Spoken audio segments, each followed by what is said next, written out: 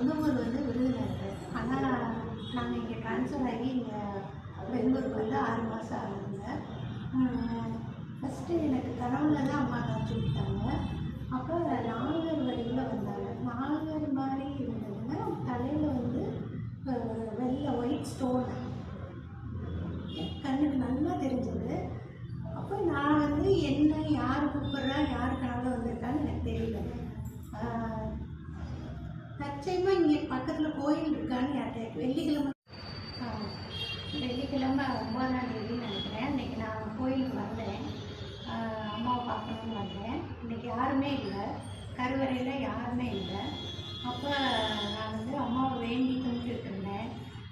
எனக்கு ஒவ்வொரு ஊராக ட்ரான்ஸ்ஃபர் ஆகி வர்றது வந்து அதுவும் பெங்களூரு, புரியாத பாஷை, புது மக்கள், இப்படி நினச்சிட்டு ரொம்ப மனசுக்கு கஷ்டமாக இருந்தது. நம்மளுக்கு யாரும் இல்லையோ அப்படின்னு நினச்சிட்டே வந்தேன்.